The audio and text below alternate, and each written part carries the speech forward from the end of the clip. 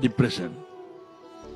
ඔගේ කෙලවර සමහර විට තමන්ගේ ජීවිතේ නැති කරගෙන වෙන්න පුළුවන් අපේ මරණය, සීදී නසා ගැනීම.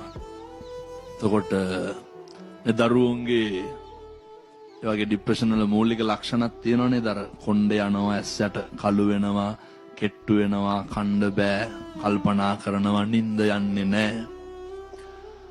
දැන් බලන්න ඕනේ මොකක්ද මේකට හේතුව? ડિප්‍රෙෂන් වලට ලොකු හේතුවක් තමයි බලාපොරොත්තුව කියන එක. බලාපොරොත්තු වෙලා ඉන්න දේ නැති වෙච්ච ගමන් මොකද වෙන්නේ? මම දැන් මේක තුරුණු සිතින්ද තරුණ සිත්වල තියෙන ප්‍රශ්නයක් කතා කරන්න. ඔය ලොකු ડિප්‍රෙෂන් තත්ත්වයක් ඇති වෙනවනේ ඔය අර බලාපොරොත්තු වෙන ප්‍රේමය නොලැබුණහම. මේවා තියෙනවන්නේ මේ සමාජය උනතර. එතකොට බලාපොරොත්තු වෙච්ච ආදරවන්තයා වන්තිය නොලැබුණහම අපි අර ආදරය කියන්නේ මන්දයි කියලා කියනවනේ සමහර. අපි හැම වෙලේම උත්සාහ කරන්නේ අර එකක් මතක තියාගන්න, මේ ලෝකේ අපි හිතන විදිහට හැම එකක්ම වෙන්නේ නැහැ. එහෙමනම් මේක ඉතින් මේ ලෝකේ මට ඕන විදිහට හැම එකක්ම වෙනවද? මේ ලෝකේ මම කැමති විදිහට හැම එකක්ම වෙනවද? මේ හැම එකක්ම පරස්පරයි. මේ නොගැලපීම් සමුදායක් තමයි ගලප ගන්න හදන්නේ. මේ තරුණ දරුවන්ට, අපේ දුවලට පුතාලට තියෙන මේ ගැටලුව ડિප්‍රෙෂන් තත්ත්වය ඇති වෙන්න පුළුවන් විශ්වවිද්‍යාලේ ඉන්නකොට. සමහර විට ඇති වෙන කෙනෙහිලිකමක් මත, සමහර විට ඇති වෙන ඔය ඕන තරම් අපිට එහෙම දරුවෝ හම්බෙනවා අම්මා තාත්තගෙන් පවා ආදරය අහිමි වෙනවා. එතකොට සමහරක් නේ තාත්තලා කෙලින්ම දරුවගේ මූණට චෝදනා කරනවා. මගේ කියන විදිහටම ඕනනම් අර උඹ මගේ නෙමෙයි කියලා සමහර තාත්තලා කාටද කියන්නේ? දරුවට කියනවා. ඇති ඒ දරුවෝ ડિප්‍රෙෂන් හැදිලා බේරෙනවා. එතකොට සමහර අම්මලා කියනවා සමහර විට පොඩි කාලේ නේ කවුරු හරි අර හදාගන්න දීලා අර වැඩිවියටපත් වුනහම කියනවා උඹ අපේ නෙමෙයි කියලා. එහෙම දරුවෝ මට ඕන තරම් හම්බෙලා තියෙනවා. ඒ දරුවෝ අහනවා කොහොමද හාමුදුරුවනේ දරාගන්නේ? සමහර දරුවෝ අහනවා හාමුදුරුවනේ අම්මා කියනවලු ගෙදරින් ඵලයන් කියලා. කොහොමද හිත හදාගන්නේ? තාත්තා කියනවලු උඹට ඉන්න බැරි නම් ඵලයන් කියලා. මේ හැම තැනම දැවෙන පිච්චෙන ප්‍රශ්න තියෙනකොට අපේ මේ දරුවිය ඇහුවේ ඒක බෙහෙත් ගත්තත් ඒකට ඇබ්බැහි වෙන එක වෙන්නේ. මිනිස්සුන්ට තියෙන්න ඕනේ. මේ පළවෙනි පොයේ දවසේ 26 පළවෙනි අවුරුද්දේ අද දවසේ අවුරුද්ද පටන් අරන් දවස් දෙක ඉවරයි. වැටෙන්න හේතු 1000ක් තියෙන්න පුළුවන්. මනුස්ස ජීවිතයක තියෙන වටිනාකම තේරුම් ගන්න.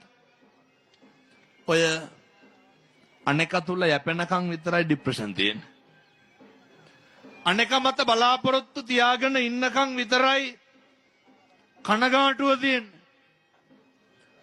වෙනස් වීම කියන එක නම් දරා ගන්න පුරුදු වෙන්නම වෙනවා. මිනිස්සු වෙනස් වෙනවනේ. මට කියන්න කවුද මේ ලෝකේ වෙනස් වෙන්නේ නැත්තේ? කවුද මේ ලෝකේ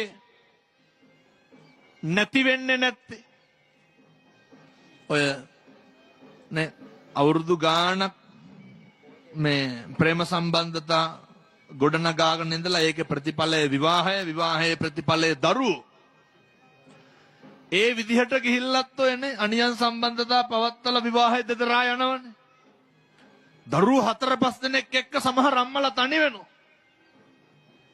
මං කියන්නේ අර ડિප්‍රෙෂන් හැදෙන්න පුළුවන් ගෙදරදීම නෙමෙයි, ළමයින්ටම නෙමෙයි.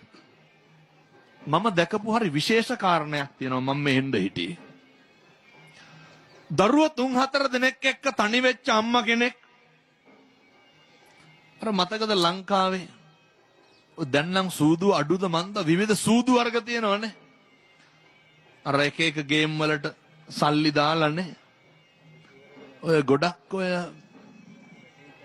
නේ ඔය රැකියා කරන සමහරු ලක්ෂ ගණන් ණය අරගෙන ඒකට දාන හම්බ කරන එක සූදුවට දානවා. සමහර අම්මලා කියනවා හාමුදුරුවනේ දරුවෝ 4 දෙනෙක් එක්ක ඉන්නේ. ඒ අම්මලාට කොහොම ડિප්‍රෙෂන් එන්න ඕනද?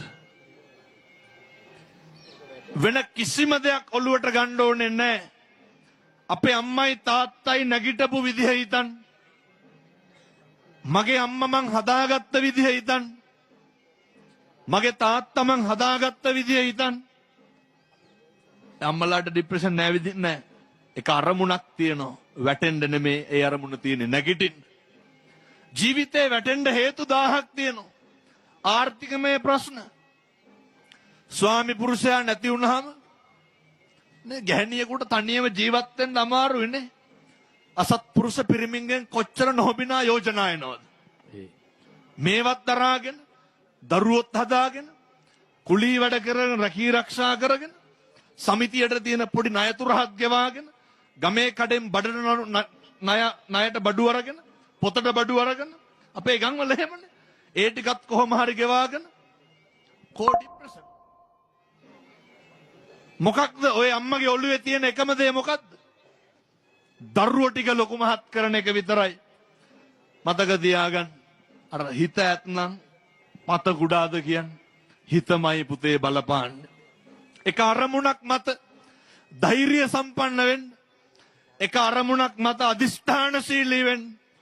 ඒ අරමුණට කටයුතු කරන්න. ඒ අරමුණු ජය ගන්න මේ තරුණ මහත්තුරුන්ට මේ පුරපසලක් 15ක් පොය දවසේ තුරුන්ගේ ආශිර්වාදය ලැබේවා කියලා අපි